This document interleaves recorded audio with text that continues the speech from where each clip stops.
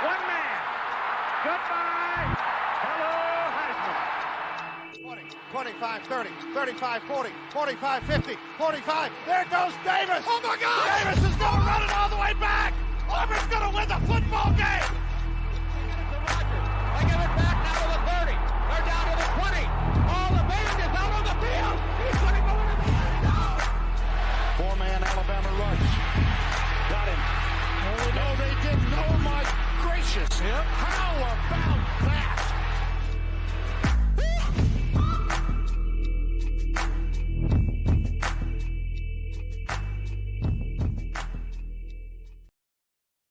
Well, it took all dadgum weekend for Rivalry Week to be interesting, to be entertaining, to give us some drama. But boy, Garrett did it. It absolutely delivered here late on a Saturday night between Lane Kiffin, the Iron Bowl, SMU losing on the West Coast and sending a 7-5 Duke team to the ACC championship. I mean, we waited, but it was worth it. It was like getting a walk-off at the end of a long baseball game. The drama built, it peaked. We had Marty Smith in a hostage situation on Ole Miss's campus. I mean, my goodness, what an end to our Saturday, Sunday morning. If you are listening to this as the podcast comes out, Garrett, I got to imagine we're doing a little bit better than we would have been had this weekend been just kind of as boring as it was shaping up to be. Yeah, it was just kind of chalk for a little bit. Obviously, Texas winning in the first night, that's an upset, but not a whole lot of interesting going on. Like outside of that one game, that was kind of the only interesting story note, right? It seemed like maybe early Michigan was going to have another, upset on their hands, and then Ohio State pulled that away pretty quick. Iron Bowl was interesting. Again, that was ultimately the fun part. And yeah, I mean, watching Cal go and do this, it's funny. I was coming on here, I was getting ready to talk about, man, something that hasn't happened since 2019. It's the Cal winning season, as well as obviously Ohio State beating Michigan. So starting to feel like 2019 in here. We're starting to kind of maybe restore some balance here, and just a lot of craziness, obviously, in this year. And I'm excited to talk about it because, man, I feel like at the end of this weekend, I have a lot less idea of what the postseason should look like than we did going in. That's rivalry week for you. That's just what happens. Well, it sure is. And we're going to do our best to kind of sort through everything that happened this weekend, give you an idea of what we believe the playoff field looks like heading into conference championship weekend, and just make sense of it, right? We're not going to dive into the recaps of all the games necessarily. That probably doesn't really help anybody because, listen, we were all on our couches watching every single one of these games. So instead, we're going to sort through the biggest storylines. We're going to talk about the college football playoff seeding as we see it, try and predict what the committee will do on Tuesday night, and hopefully have a good time while we're doing it. Obviously, shout out to Underdog Fantasy, who's been our presenting sponsor all season long. Shout out to HomefieldApparel.com, the good brand, doing 30% off this entire weekend. So if you're listening on a Sunday, you can still get in on the action. You can use the code in our bio, or the link in our bio, I should say, or you can just go on and cruise the site on your own, whatever makes you happiest. But finish off that Christmas list at the good brand, HomefieldApparel.com, for 30% off this weekend. Now, if you are listening Sunday morning, maybe it's Monday, you started your work week. First of all, hello. Yeah, the work blues kind of suck, but we're going to get through it together, and we're going to get through it together assuming that Lane Kiffin is headed to LSU, Garrett. I think we have to start there, at least get that out in the open. As of time of recording, he has not made it official, but Ross Dellinger, a number of other sources, now tweeting out that LSU is sending not one, but two private planes. Evidently, they've got that kind of money to get Lane Kiffin and his family tomorrow. At least that's the assumption. Kiffin has basically been meeting with the athletic director and with the chancellor of the school all day since 2 p.m. Central. As we're recording this, it's almost 11 p.m. Central, and there's still been no announcement in true Lane Kiffin fashion. The assumption was, as reported by Marty Smith, who is just at the Ole Miss facility, literally. He might have to pay 48 the hours. rent for how long he's been there today. I think he's got squatters' rights. I think his official address has been changed to their athletic facility. But he reported that it was trending towards LSU basically the entire time today, but that Ole Miss was trying to work out a couple of final details. basically it felt like the point in the divorce when, one person's trying to get the house, the other one's working on the custody battle. Like, I think it's been split for a while, basically the entirety of the day. But Ole Miss is trying to recoup as much as they possibly could. And a couple of things that were the sticking points: would Ole Miss play for an SEC championship? Obviously, Auburn gave him a lot of hope that that might happen. But with Alabama winning, Ole Miss's regular season is done. The other reported sticking issue: Kiffin trying to take all of his staff with him to Baton Rouge. And so, assuming as you're listening to this, he has officially become the next head coach of the LSU Tigers. We don't know what his staff will look like, but we do know that that auxiliary staff was one of the sticking points. So, kind of assuming that he's headed to LSU, he's going to be the next head coach. Just, your very quick thoughts on his fit there, and also just the oddity of getting ready to leave an 11-1 Ole Miss team on the verge of making the college football playoff. Yeah, the first thing I gotta say is they would have sent 3 planes to go pick up a bunch of people if they had the extra money from the Brian Kelly buyout. They just couldn't negotiate it down enough to get that 3rd plane. So thoughts and prayers for the people at LSU. But yeah, first off, if LSU ends up doing this and there's not some kind of weird, bizarre turn at the 11th hour, which wouldn't shock me in the slightest. Yeah, great hire for LSU. First off, he's built an incredible program at Ole Miss. Ultimately, I think a lot of the reason he would make this decision is I think it's a ceiling at Ole Miss with how much they can achieve with commitment to the program and resources and everything else. I do think there is a ceiling, and with Lane Kiffin, that ceiling is like, yeah, maybe you run at a championship every now and then. Like, they have a team this year that could make a run for the championship. But I think ultimately, if you want to build a program that lasts, and if you want to build a program that is going to have the staying power that he probably wants, yeah, LSU is probably the right move for him. And it's a good move for LSU to get a guy in there who knows what he's doing. Yeah, there's a little bit of flash. Yeah, there's a little bit of attitude, but it's not going to be in the same way that, when Brian Kelly came down and faked an accent and everything else. It's not going to be the same thing. So great for LSU, and I totally respect the way that Ole Miss has handled this as well, and trying to just say, like, no, you're not going to make a mockery of us the whole way. Like, you're not going to just sit here and get everything that you want and use us and maybe get a little bit of accolades and then walk right out the door. That's not what they're going to let him do, and I totally respect it. Now, what does that look like for the end of their season? I don't know. Like, I would hate to be an Ole Miss fan right now and think, well, our coach is leaving.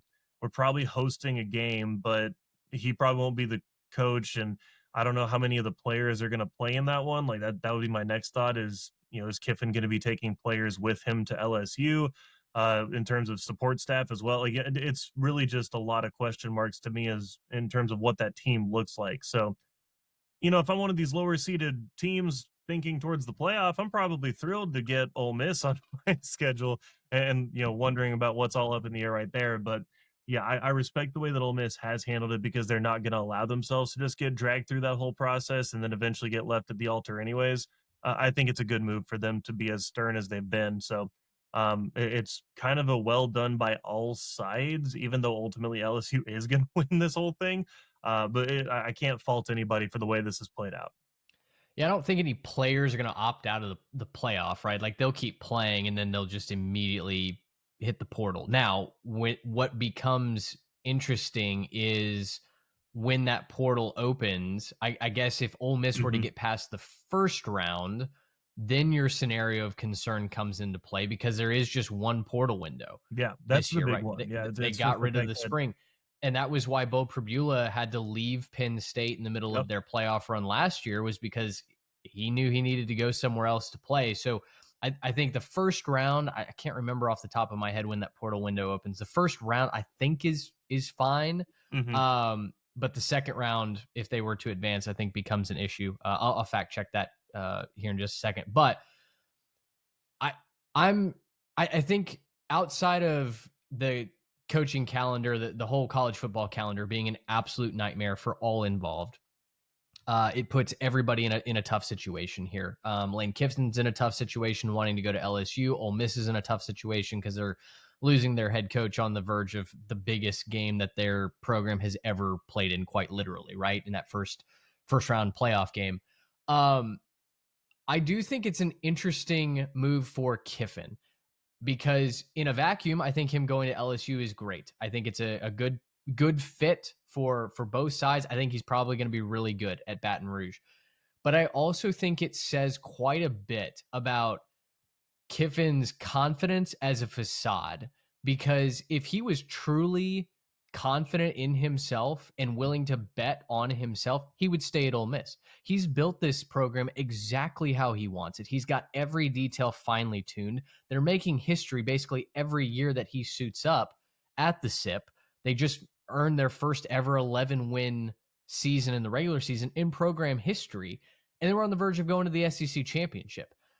And to leave all of that before he even coaches in a playoff game to go and try and now rebuild another program to get into the playoff and to chase a national championship, I think honestly says a lot about how insecure Kiffin might actually be. That I think all of this confidence and bravado, quite honestly, I think is a little bit of a ruse, based off of the coaching history and the lack of success that he had before he got to Ole Miss. I would have thought that with everything that happened at USC, that everything that happened at Tennessee, and all of the work that he had to put in at FAU and now at Ole Miss to get back to the top of the sport and to be one of the most revered coaches in the sport, I would have thought that would have been good enough. He kept saying it wasn't about the money. It's not about the coin, the bag that LSU is offering him. Then why leave? You've got everything you need at Ole Miss, and I just wonder if he feels like there's more security now down at Baton Rouge with a bigger program, with more resources, with better talent, when he was already doing everything that he needed to do, I think, at Ole Miss. So interesting kind of psychoanalysis there. And I'm sure there's going to be all kinds of LSU people that now disagree with me because, yeah, that's their head coach I'm talking about. I think Ole Miss fans are probably on my side here. But, yeah, just kind of an interesting takeaway there for all of this drama that Kiffin stirred up really over the past few weeks. Yeah, I'm curious about that though, because my big thing with Kiffin is he never seemed like he was totally in with Ole Miss. Like he loved the program, he loved what he was building, but there seemed to be a couple of times a year where he like takes shots at the fans for like not showing up, or Sure. like, and that stadium's not even that big in the first place. So like I'm wondering if he's thinking like, okay, home field advantages, it's been okay, but have they let me down at times? Could the fans have shown up with a little bit more passion? To turn to a place like LSU, I totally get it. And also, I mean, I wonder about the commitment to NIL and to stuff like that, because I mean, at a certain point, like I know that they've done well in the portal. Obviously, he does really well in the portal, but if you can combine that with the type of money that LSU can put up, I think he gets the ability to go just kind of carte blanche and get whoever he wants.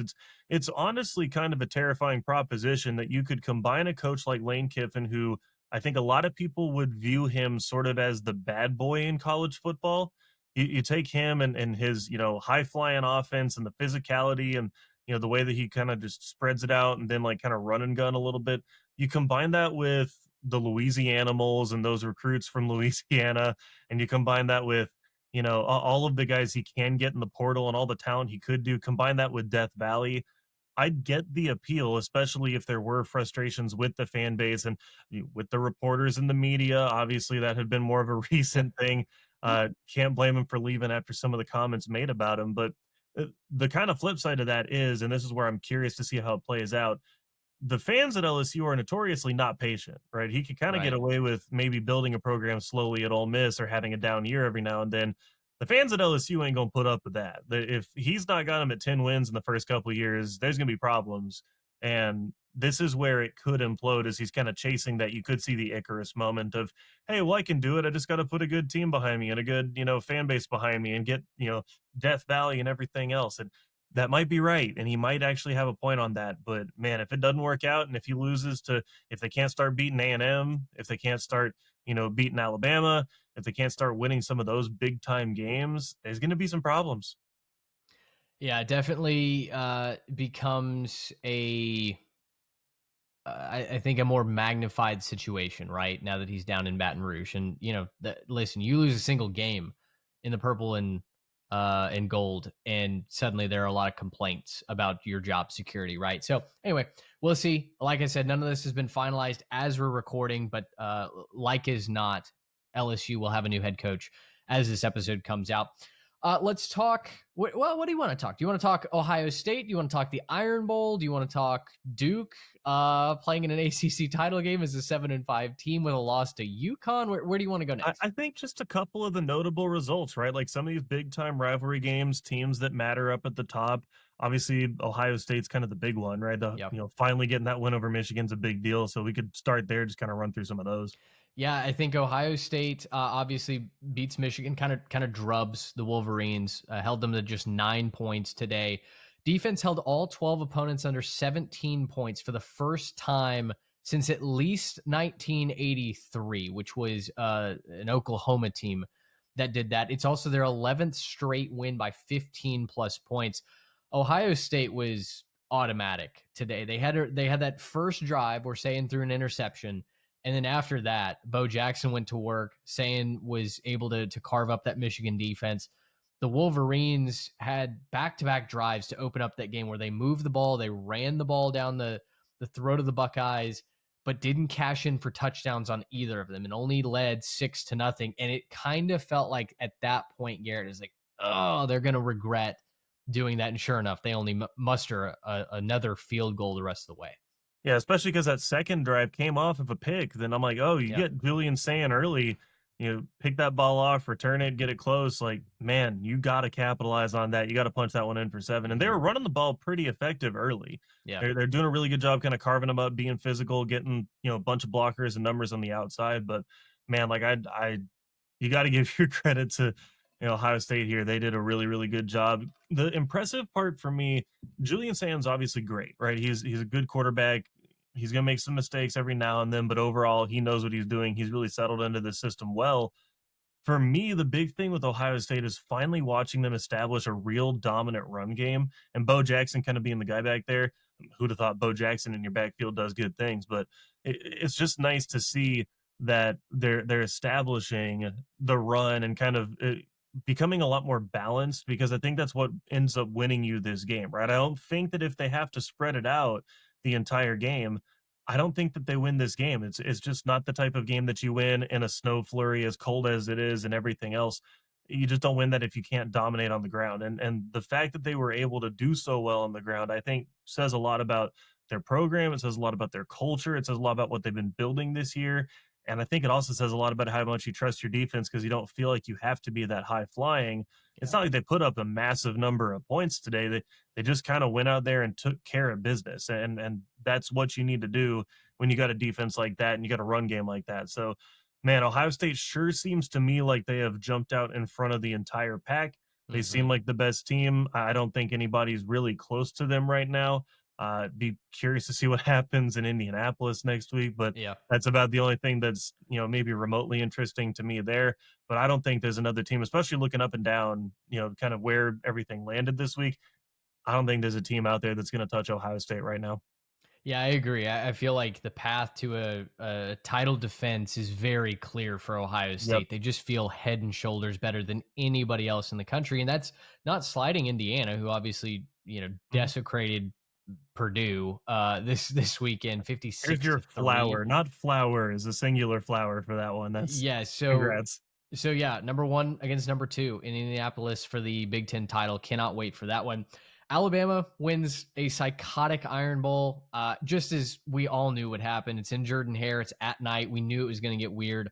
Auburn was desperate. They played toe-to-toe with Alabama all throughout this game. It felt like the Tide shot themselves in the foot at every conceivable turn, especially in that first half. You had drops, you had turnovers. It just, the pass rush for Auburn was getting home, but I think we all knew what was coming. And in the end, Alabama goes for it on 4th and just a few, basically 4th and I think they were 5 yards away from the goal line, something like that. Everybody thought it was a hard count. Ty Simpson ends up snapping it, throws a rocket to Isaiah Horton on a slant route through a window that frankly I didn't think was there. And Alabama holds on. You have Auburn really get 2 shots at the very end. Cam Coleman turns it over late as they're driving the field to get inside, a real scoring threat. And then they had kind of a pitchy woo-woo situation at the very end. But Alabama wins, they hold on, and listen, dread it, run from it. Destiny arrives just the same. Alabama and Georgia will once again play for the SEC title in Atlanta. Yeah, congratulations, Greg Sankey. You got what you wanted this whole time. This is Exactly. exactly what he desired. I'm not saying that he like rigged anything, obviously, but this is what he wants. Sure. He wants his Crimson Tide and his Bulldogs in Atlanta. He wants it to be nice and cozy and familiar. He's a being of stasis, right? He doesn't want to change anything. This is just what Greg Sankey is. So, yeah, it's the thing about Alabama for me that kind of watching tonight. I went back and kind of looked through their schedule, and I'm gonna kind of read some of it out. So they beat Auburn tonight. I don't think we would agree that they looked fantastic. They looked really flawed. Alabama? No. Alabama looked Yeah. No. pretty flawed. They had some issues, and obviously they lose their running back, which is going to be a big deal going forward, right? Yeah. Jam Miller Jam out Miller. again, and but then I look back through some of the previous results. Obviously, the loss to Oklahoma stings. They beat LSU 20-9. They beat South Carolina 29-22. Had a couple of better wins, but like I look back at Missouri's a 3-point win, Georgia's 3-point win. They really haven't been a very dominant team this year. I feel like we're just No. kind of taking the logo and the brand a little bit into account in terms of how good this team is. Now, you got to give them credit. They are winning games, right? That you win games, that's good. But man, it just kind of feels like this isn't the same Bama team that we should really be taking as a real contender for the title. They might very well beat Georgia next week. Kirby Smart has an Alabama problem, and so they very well they might lift the trophy one more time. But I still just kind of wonder if Alabama is the same team that we should really be afraid of in a national sense. This is the type of game where, like, if they don't make it, into a home playoff spot, which I don't think is on the table for them at this point, I kind of wonder, like, what does this team look like, and what does this team look like going forward into the postseason as a possible, going on the road for a playoff game, following that up with a big time bowl game against a big time opponent. I just start to kind of wonder about what that team looks like. They probably hope they have Georgia somewhere in that playoff run if they want to make any sort of noise. Yeah, it's going to be interesting, right? Do you trust this team to go on the road and make a statement and put a complete game together? I don't at this Yeah. point, which just feels weird to say, but I just straight up don't. We'll talk about the seeding in a second. I don't see how they improve past 10 where they currently are slotted into. We'll talk about that more in just a second. But yeah, I'm with you. They can't run the ball effectively.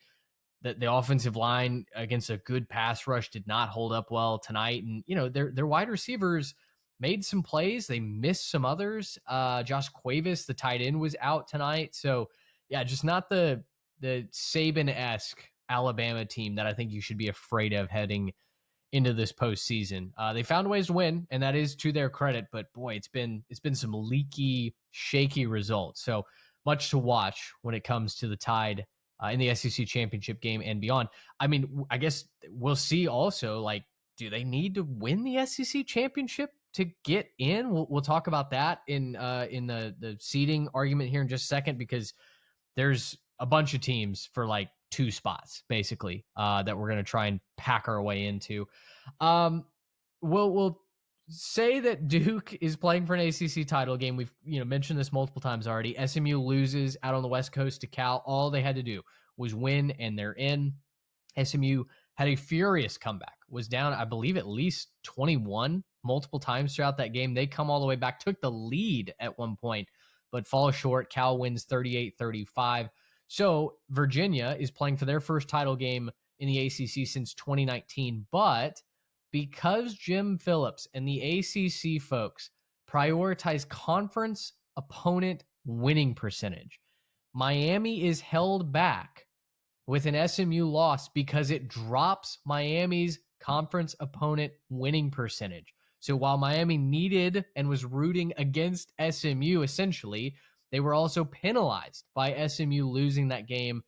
And through a bunch of funny math that does not make much sense to the eye, Duke is now playing for an ACC title game. And Garrett, let me try this one on for you. Manny Diaz now makes the ACC championship game before Mario Cristobal and Miami do. How about that? Ow. Ow. I That mean, that's doesn't wild. feel right. I'll pose another question. So let's say that Duke wins by some weird type of, bounce of the ball. Wouldn't be that weird. It's the ACC. We just saw this. If Duke wins, it's got to be American champion and James Madison, right? You can't I put think Duke in the so. playoff. There's no possible way you put Duke in this playoff. I don't think so. Yeah. To do that would, I think, fundamentally unravel any semblance of Yeah. cohesion and trust that we put in this system, right? I mean, And it would truly be like breaking an egg. Like you'd watch the yolk run out, and there's yeah. no point in getting it back at that point. Well, and the big thing that I'm kind of wondering about there is, and this will be a bigger conversation to have in just a second when we talk more about the playoff and seeding and who should get in, who shouldn't. There's so many, I think, opportunities for the committee to do the right thing here. Where I'm a little bit nervous is kind of the optics and the ratings side of it, and saying like, well, we can't leave that logo off of the playoff. Right. That logo has to be in the bracket. And I'm like, you better do the right thing. And if Duke wins the ACC, you better put the Dukes and, Tulane or North Texas, whoever it is, you better put their logos up on that bracket. And there's a lot of other teams that I think you can make the same argument for that, probably deserve to be rated a lot higher, but the logo just doesn't make sense because we're not used to that logo being any good. So Hmm. it's a bigger conversation for in just a minute, but I'm very ready to get upset at the playoff committee. We should be, doing something for that, by the way, but very ready to get upset that Sunday morning and take it out on social media and take it out on the podcast and a live stream and whatever else we do. So yeah, it's going to be interesting to see how this one plays out. Yeah, they've really painted themselves into a no-win situation. I think both the committee and some of the conferences, namely the ACC, with some of their prior indiscretions. So we'll stop teasing that for the moment. We will get to that very quickly. We have on our run sheet biggest disappointments from the weekend.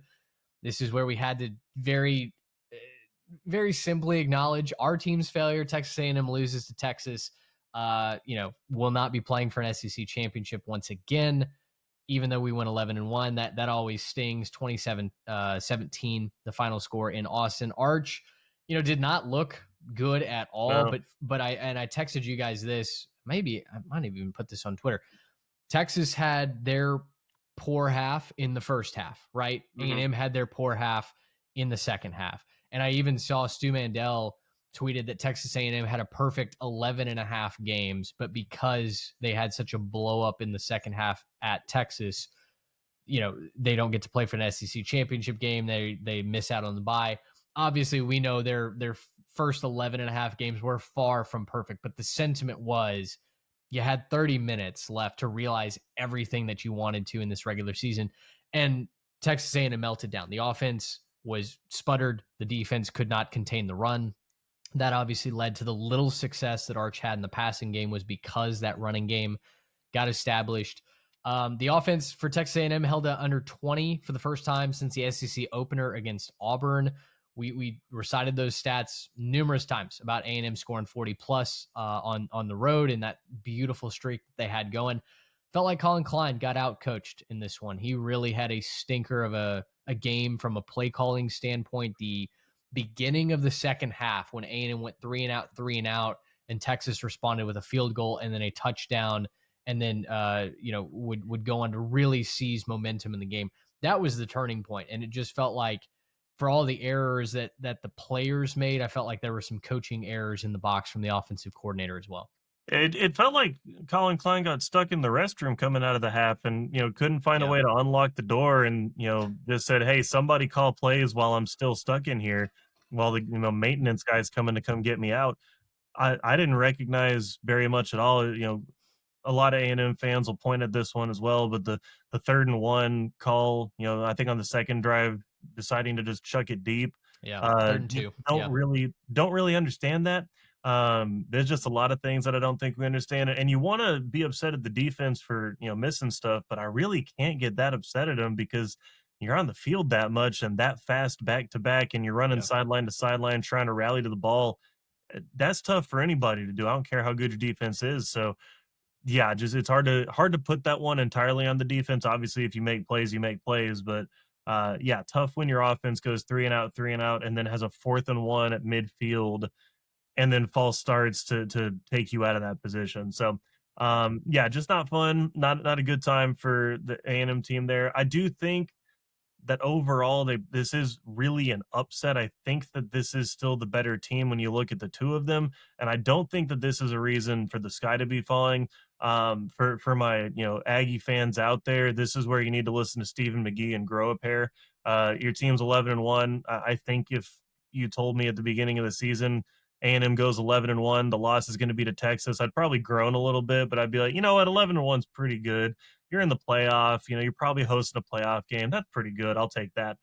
And I think most of us should realize the same thing as Aggie fans is just, what Elko is doing is really, really good.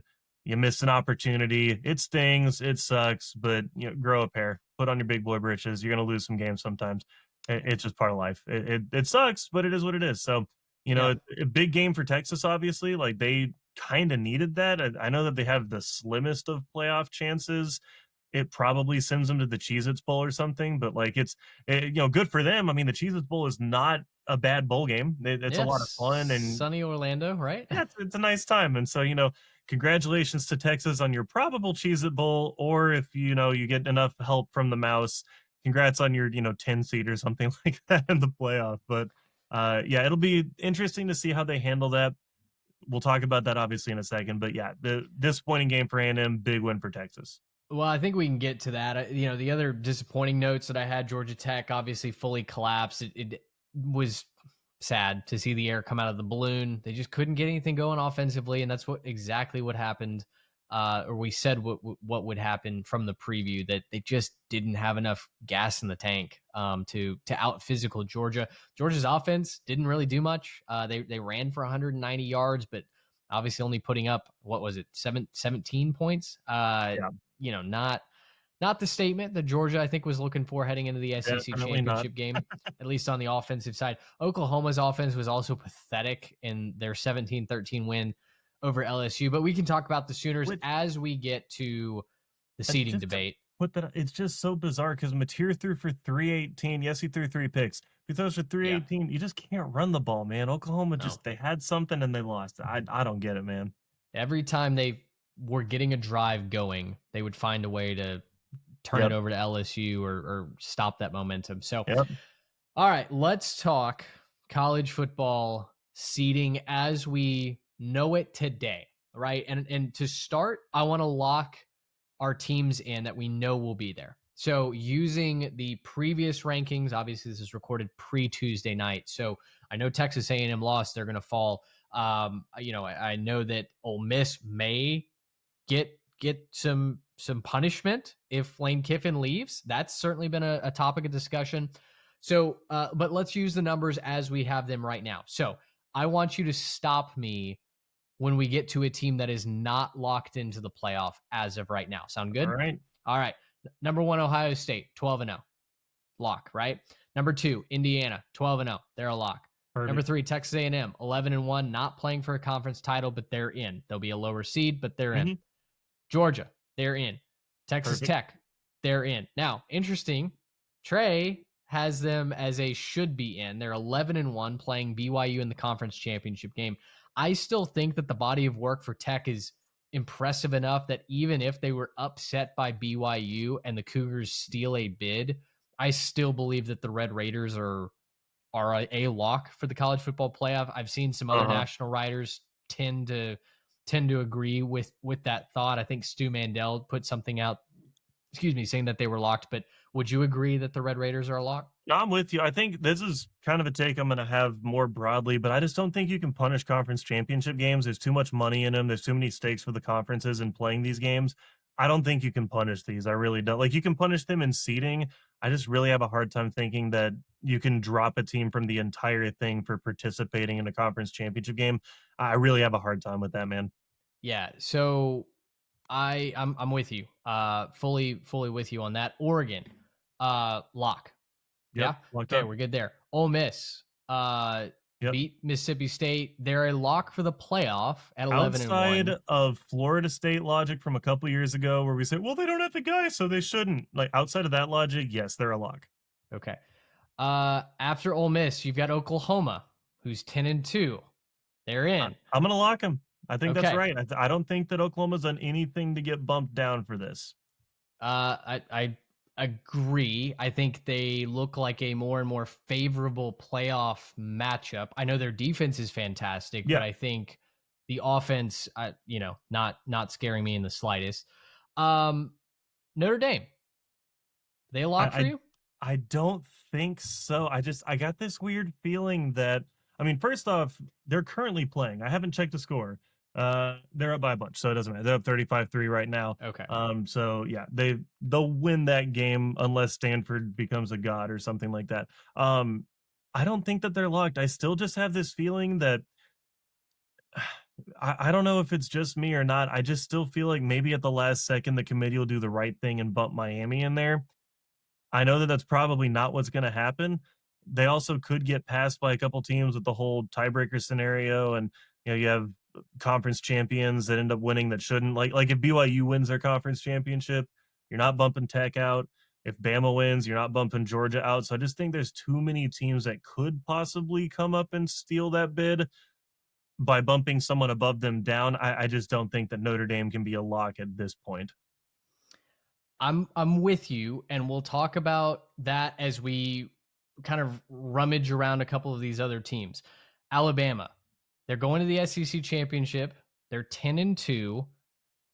With a win, they're obviously in. With a Mhm. loss, are we concerned that they're out? 10 and I'm 3. concerned, but this is going to go back to what I just said. I don't think you can punish conference championship games. I really don't. Yeah. And I think there's going to be too much pressure from the conferences to say, like, you can play your way in, right? Like if you were out and then you win your championship game, you can play your way in from that. I have a hard time seeing a team that's in playing their way out through their conference championship game. Otherwise, like we've seen some of the talk, right? And this is the thing too. We've seen some of the talk on Twitter of, well, I'm not even sure I want to play in that game. That's going to start to happen for real. And you're going to see teams possibly consider not showing up for those games if they think they're going to get their bid dropped. Like next year, if that were to happen to Bama this year, next year, are you telling me that a 10 seed SEC team in the championship game doesn't think about not playing in that game? I'm not entirely sure that I wouldn't think about it or wouldn't think about, trying to find a way to throw a game so that my, team can be 10-2 instead of 11-1, but we'll stay in the playoff or something. It just, there's too many risks to punishing conference championship games. I think they have to be in. It becomes an interesting discussion if, depending on how badly they lose, if they do fall to Sure. Georgia. Obviously, if they win, we're not even talking Oh about yeah, this, no. right? And you've got them in. Number 11 is BYU. They just throttled UCF in the second half. Had to come back. They were down 14-0 to start that ball game. But BYU's 11-1. They've got a very comparable resume to a team like Texas A&M. With actually, I think they've got one more win, one more. I don't know if it's top 25 win or win over a bowl eligible team, but you look at just pure metrics, strength of record, strength of schedule. BYU and Texas A&M I've seen are two teams that people are comparing now that the Aggies lost to Texas. It would stink if they don't make this college football field, but again, we're running out of spots. Number 12 is Miami. They need they need benevolence from the committee, I think, to make it at this point. And so, Garama, have you pull up that graphic and put that on screen? Trey's, if you've been watching Trey's Bowl Mania series throughout the year and his bracketology, he's been putting out these graphics where he basically predicts the final field and all the bowl games all season long. So right now, he has Virginia in as the ACC champion. He has Tulane in at the 12 seed. He does have Notre Dame in at number 9. He's got Alabama in at number 10, but Georgia at number 2. So he is essentially saying that right now, Alabama would make it without, even without winning that SEC championship game. You got A&M at 6. You've got, interestingly, Ole Miss at number 7, hosting Alabama. Ohio State, the number 1 seed, Texas Tech at 4, Oklahoma and Oregon on the other side of the bracket. So that's the bracket as it looks right now. If the season ended today, the other teams that we are watching, right, and wondering about, the bubble bursting, BYU is not in that field, according to Trey right now. They need to win the Big 12, basically, according to his metrics. Miami is not in. They are probably the best team in the ACC. But again, because of the messy ACC conference tiebreaker and the fact that they lost the games on the field, right? They beat Notre Dame. I understand that argument. I would have them in over Notre Dame, all things else being equal. But because the ACC has screwed themselves and they lost to SMU and they lost to Louisville, I feel like the committee is essentially saying, oh, no, our hands are tied. You've put yourself in this position. You didn't win your conference game. So what are we supposed to do? Texas comes in at number 13 on this list. And where it starts to get tricky, they would be in over Vanderbilt, who I know Vanderbilt has a big case and they want to be in. And I want to see them in the playoff, but we're running out of spots. Texas has head-to-head wins over Oklahoma and Vanderbilt. But the loss to Florida and the fact that they have 3 losses on their schedule, a 9-3 team, you see where maybe in a different situation where, like last year, yes, Texas is in. You're finding a way to get that number or that 9-3 team in. This year, when you're even talking about leaving an 11-1 BYU out, I don't know how Texas makes it. Similarly, I don't know how Vanderbilt makes it. I think Utah gets left out as well. And then, for the G5 teams, James Madison is rooting for Duke to beat Virginia, and then North Texas or Tulane. The winner of that game would be that 5th group of 5 champion, or I guess 4th in the case that Duke wins at the ACC. So a lot of information, a lot of stage setting. What kind of pops out to you? Where do you maybe agree with Trey, disagree with Trey? Where would you shake things up? Well, look, I'm not going to trash on Trey's model because he's not here to defend himself, so I'm not going to try to do that. My big thing on this is, as I'm looking at it, I see Oklahoma at 8, I see Notre Dame at 9. I don't really have issues with them being in, except for the fact that and we brought this up, you're comparing BYU to A&M.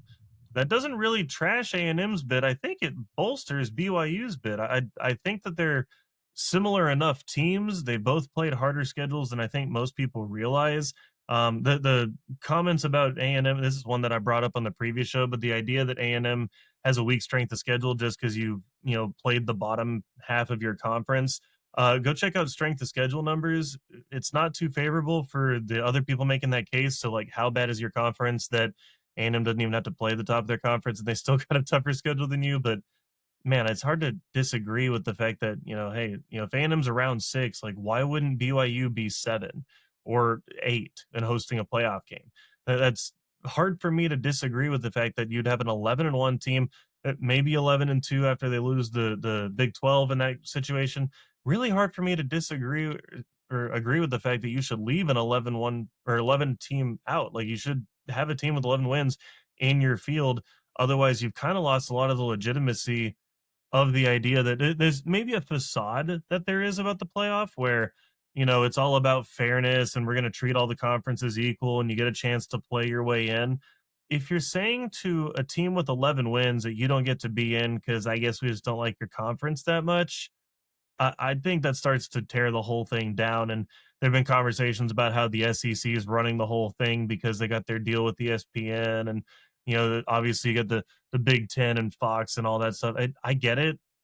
I don't really agree with that, but man, if you're starting to leave these teams out just because we really feel like Oklahoma's got to be in instead of BYU, we really just feel like 10-2 Notre Dame, who's beating the crap out of pretty much nobody down the stretch, instead of BYU, who's got some pretty good wins on their schedule. I just don't know at this point. Like, I don't know what you're supposed to do with an 11-win BYU team at this point. You've got to have them in my opinion. So I love what this is. I think that he's probably accurate if he's just trying to be predictive of what they'll probably do. I just really don't like the way that this shakes out in terms of, kind of how the committee is probably going to end up treating some of these teams. Well, and here's where I think it gets funny. I think Notre Dame should miss this playoff. They're 10-2.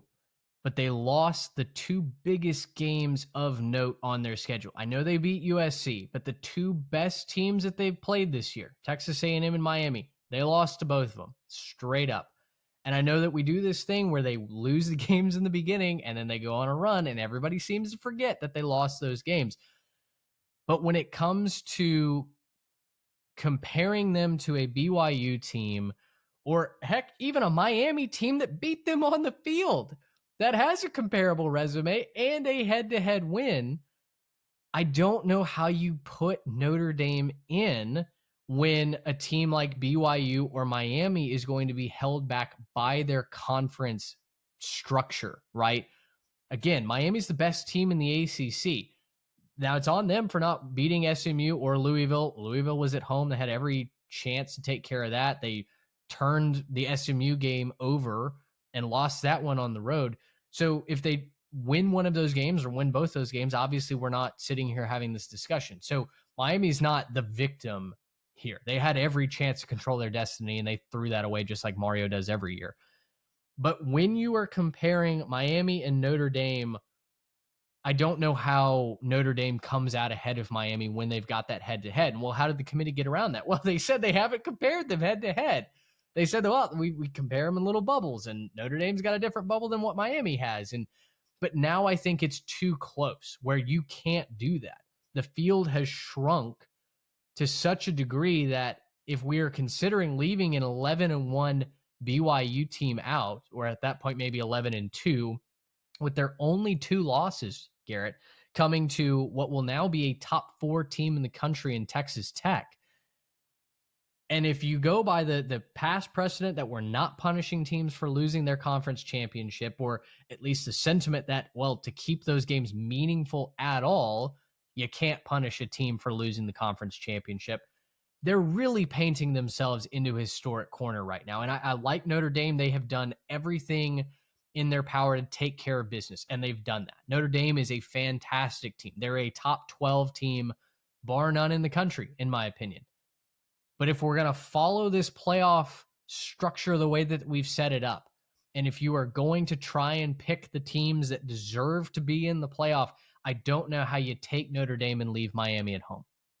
Yeah, I just have an issue with that too, because again, like the results on the field have to matter.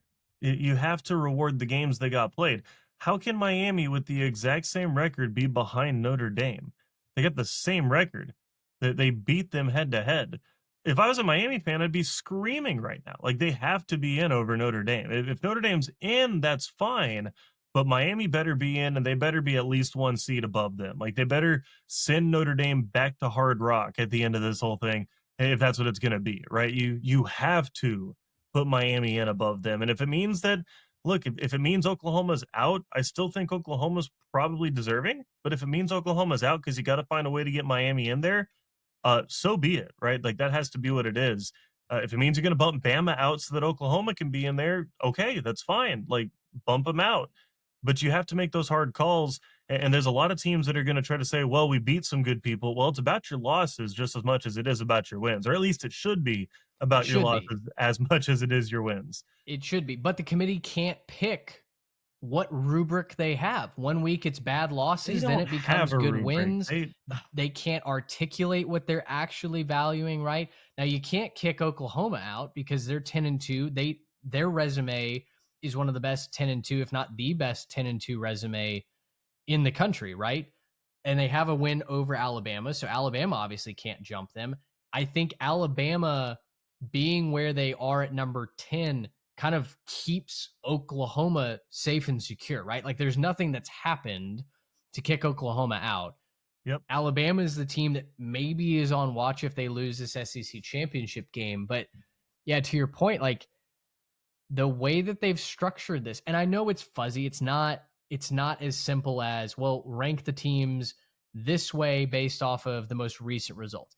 I understand that it's not that simple, because even though they're supposed to wipe the slate clean and come back fresh every week, that's not what they do, right? You lose games at the beginning of the season versus the end of the season. It shapes the perception. It shapes the ranking in the moment. We're all prisoners of the moment. And I understand there will always be a part of that. But there is obviously a flaw with the system and a flaw with the committee if we are going to say that the first game of the year, a top 10 matchup, and a home team that comes out victorious over a team that just played in the national championship, right? We hyped it up. Yeah. This is a game that carries all kinds of weight and sets the winner up for success. It puts the loser behind the 8 ball. Notre Dame doubled down. They started 0-2 when they lost the next game to a top 25 team at home. And the committee is on the verge of saying none of that matters. None of And that matters. And the team that won on the field will not get to play for a national championship when they have a comparable resume. Oh, well, Crazy. and it's infuriating because Notre Dame doesn't play in a conference. I get it. They don't want a conference. They want to preserve their independence. That's fine. But if you're not going to play in a conference and you're going to schedule a couple of tough games a year and you're going to lose them both, like you're not different than when BYU was independent that whole time and they didn't beat anybody that mattered. Like that's not different, right? If your best win is USC, who I guess they're okay, or Pitt, who they're all right, I guess. If those are your best wins, okay, like why am I supposed to be impressed by this? I What am I supposed to say about that? And if you're not going to honor the on-field results, there's no reason to play the game. Just pick the beauty Yep. pageant at the beginning of the year. Tell us that you just like it. It's the same deal. I know that they're going to hear it from Texas fans too. It's the same deal with Texas. And I'd say it again about Alabama. If Alabama loses and they decide to kick them out, like again, I don't think you should punish conference championship games, but I'll say it about them too. Like you don't get to be in just because you're the beauty queen or you used to be good or your brand is cool or you make us a lot of money. You don't get to do that. Like that's not how that works. You have to win games. And if a team like BYU or a team like Miami gets left out after they've won the games on their schedule and they've beaten teams pretty bad at times, again, if you don't think the BYU is a good football team, watch them play. That's a good football team. Yep. If you're not going to honor the on-field results and you're just going to say, well, like, come on, it was like the beginning of the season and like, we should get like a participation trophy for trying. Like that again, that's not how that works. You don't get to just say, well, you tried a hard thing and failed, so here you go. That's not how that works. It shouldn't work that way for Texas. It shouldn't work that way for Notre Dame. Miami and BYU should both be in this field and bump whoever you need to, right? Bump them out because these are two teams that deserve it over other teams that have failed at their schedule. Well, and I think, the other, looming fallout for this, objectively, it would be hilarious if Duke beats Virginia and the ACC just gets left out entirely, right? I mean, that would have to happen. But the other thing that I think that is looming here, if you leave BYU out, if you leave Miami out, if you leave Texas and Vanderbilt, and I know that the metrics love Utah, they don't really have a quality win this year, but you leave Utah out. All of these teams that say, hey, look, on paper, we have just as good of a case to make it as teams 8 through 12. I think you're going to lose that fifth conference champion, the G5 champion. I think the system continues to drive a wedge between the Power Four and the Group of Five. And that sucks for us because we are big G5 proponents. We love watching Group of Five football. A lot of times you can find as good football in the G5 as you can at the bottom of the Power Four, right? We know that to be true. But the fact that I think you're going to have a Miami and a BYU and a Texas and a Vanderbilt at home when you have a James Madison team that could get in that has taken care of business in the G5. That loss to Louisville looks a lot less quality than it did at the beginning of the season. And they've been very inconsistent, right? They've kind of been up and down and they've struggled with some opponents that you really would like to see a playoff team blow away. North Texas has had a historic season, right? Tulane has had some ups and downs. They got blown out at UTSA. Didn't think that they were a playoff team when that was happening, but if they win the American, they're in as that highest G5 team. So I just think that you're going to have some people go, why on earth are we, playing with these teams when here are the blue chips that get left out? Well, we're going to take our ball and we're going to go start our own game somewhere else. And I think inevitably that's the future for college football. It sucks, but we're headed towards the Super League. And I think this year is going to be one of the data points that somebody, when they're speaking at a lectern announcing a new football subdivision, points to say, this is why we're doing this. This is why, we're fracturing the sport even more. Well, and my like conspiracy theory on all this is going to be how they shoehorn in another expansion. Is I actually kind of think that when push comes to shove, I actually think they might do the right thing. Like they might actually throw BYU and Miami in there And then they'll go, oh man, look at us. We had to leave Bama, Notre Dame, and Texas out. Isn't that just a bummer? All those nice teams that would have made us so much money. I can't believe we had to leave them out. Obviously, one of them should have been the best team in the country. And then they're going to go and talk about that on ESPN. You're going to hear about how it's a tragedy. And, like what Sarkisian was saying about how can't believe we're getting punished for playing Ohio State at the beginning. We're going to hear all that stuff. And they're not getting punished for that. They're getting punished for losing to Florida, right? And getting smoked by Georgia and all the other stuff. So it's just really tough for me to try to justify that. But I think that's what they're trying to do. I think they're just trying to say, hey, look at this. Everyone will get mad over the offseason. ESPN will get mad. There'll be a lot more, favorable media coverage of expanded playoff, and we'll be at 16 next year. And again, I asked the question, and because this has been my point about the playoff, but the point of the playoff is specifically to get the best team in the field, right? You only need a big enough playoff bracket so that the best team is guaranteed in there.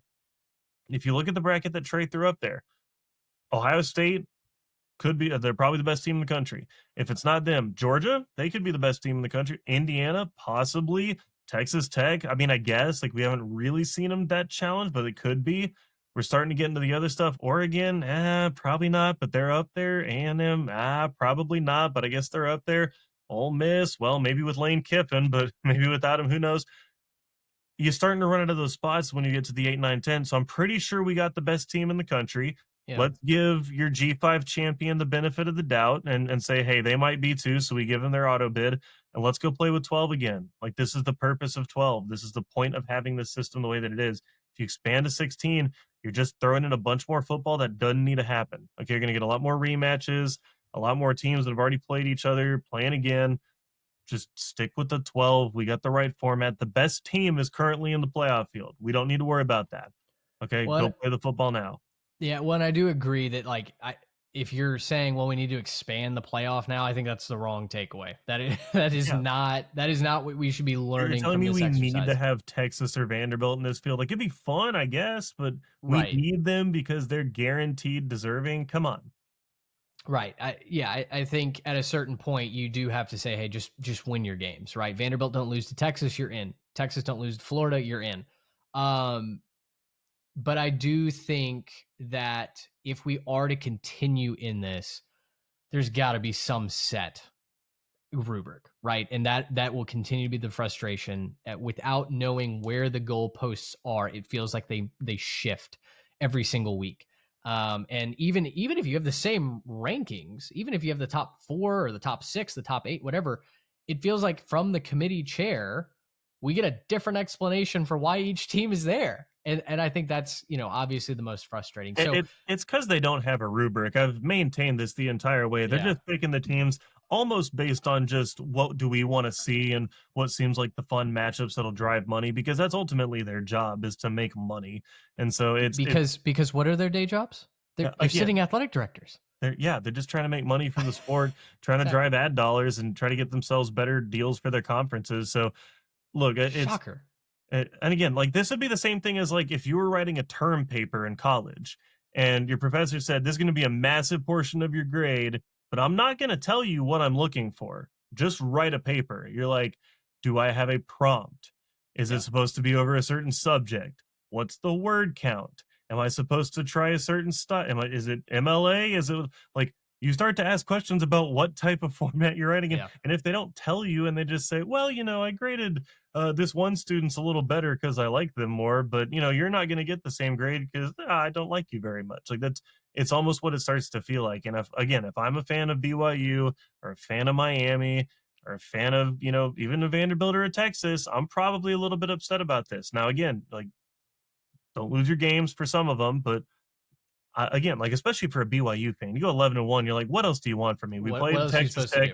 We lost to the team that's going to be in the conference championship game. If they go beat them, obviously BYU is going to be in. But if they lose them again, it's like, well, that's all that we did. What do you want from me? Like, right. I lost to they'll finish number 4, maybe number 3 even.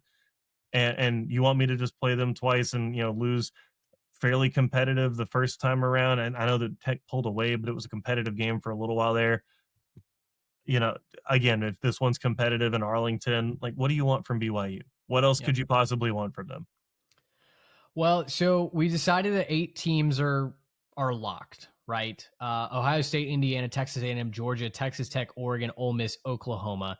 After that, you could have chaos still reign. If BYU beats Tech, that's a bid thief. I don't think you're kicking Texas Tech out. So I think Notre Dame is on watch. I certainly think Alabama is on notice. If they were to lose in the SEC championship game, if BYU wins, maybe that's a spot where the committee says, sorry, Alabama, we need a spot for BYU. Then obviously there's still the chaos that could happen with the ACC if Virginia doesn't win that. Trey had him slotted in as the 11 seed, and then Tulane is the 12 seed there. So that's our best guess. I think that's a pretty good place to leave it for tonight. We're still deciding if we're going to record on Monday night, if we're going to record on Tuesday, do a stream with the college football playoff ranking, and then roll right into conference championship previews with that latest information. So follow us at 3Tech Pod on our Twitter if you want to watch along live with us on that. We're still deciding when exactly that would happen, but stay tuned. We'll let you know. But man, it took a while, obviously, but Rivalry Week finally delivered. Glad we got to break it down. Glad we got to talk playoff seeding as well. And hey, man, Conference Championship Week will be extremely entertaining. We didn't get to really talk much of the G5 here tonight. We will break down all of those G5 games on the preview. So a lot of exciting football upcoming this weekend. And then, we get to what we all play for when the playoff starts. Yeah, man. Shout out New Mexico, right? We gotta say their Jason name Eck. one time Sure. on this show. Shout out New Mexico. Good for you guys. Yeah, absolutely. Kennesaw State and Jacksonville State will play for the Conference USA Championship. So, yeah, some really fun storylines. I'm excited to dive into all of that, no doubt. But we'll leave it there for now. For Garrett Turney, I'm Mitch Mason. Thanks so much for hanging out with us. Until Conference Championship previews are live. So long, everybody.